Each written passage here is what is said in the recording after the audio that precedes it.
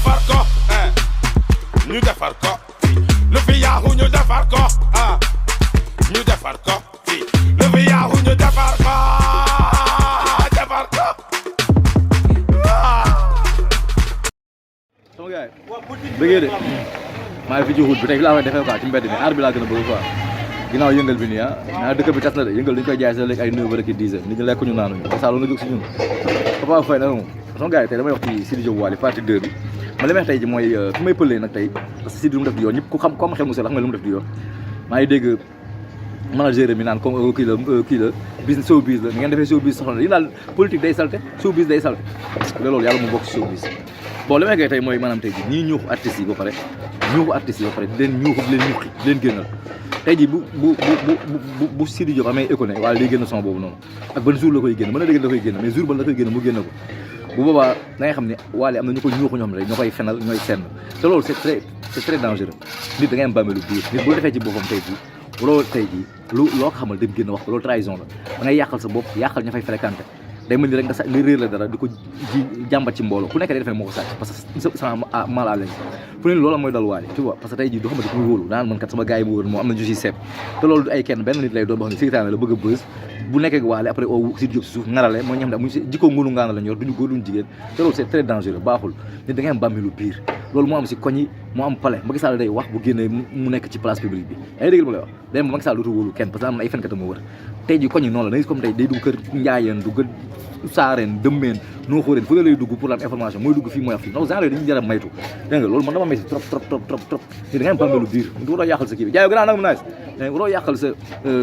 entourage bi yàqal sa bopp yàqal ñeneen ñi quoi loolu baaxul bàyyi leen fen man tey jii mënu maa nekk fii Tëngéej xam li Ama Baldé dund Pikine wala ma xam ne li Balla Gaye dund Guédiawaye man mënu ma ko xam man mënu ma xam loolu noonu il faut moom ko fa ne di ma fen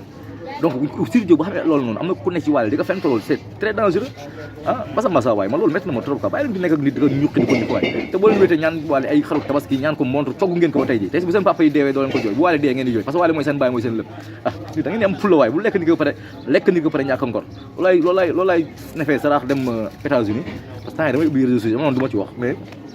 yéen ñi mënoo ci bañ a wax vraiment moo gën ak ñu mu àndal yéen ñuy bëgg a fatta quoi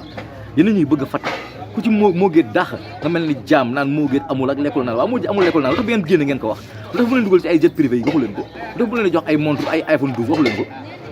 mais moo géet amul boo leen génnee rek ngeen koy wax mais loolu affaire jaam la muy ay baxu diaspora ay bas diaspora xama keneen ak keneen ba muy neex kenn yëgu leen bu naqari bu leen kenn yëg booy boobu nekk foofu Francfort xaw ma di wax mais kooku information yi moom nu mu nekk Francfort di ko xam États-Unis parce que yéen la moo géet daax ngeen génne di ko yoole ay jaam ngeen di ko jaam dëgg ngeen def lu baaxul waaye fenn fu may sare jeexal fa mooy Griff Sougou Griff man umpuloo ma ne yow waaju intelligent nga quoi moo tax sa frère mooy wax yow intelligent ma quoi tu vois Griff yow dégg nga moo géet intéressé wu la yaa ngi dégg yow moo géet intéressé wu la yaa ko ëpp loo xaalis am ngay kii da nga yor ay employé mais loolu tey def sa vie à côté bàyyi moo géet tranquillement mais yow tey jii bu ama neex bu jógee kër moo géet nga wax ak moom am loo teg bu baab bakar diaspora jógee foofu nga am wax am loo teg mais nit ki bu fekkee yow intéressé wu la mais da ko kippé man ñi may intéressé wu du ma leen sax xool je le montre même pas mes dents mais nit ki intéressé wu tout le temps yaa ngi wax ci moom un homme majeur vacciné su amee un milliard moom xaalisam bu ko neexee taal ko ci mbedd mi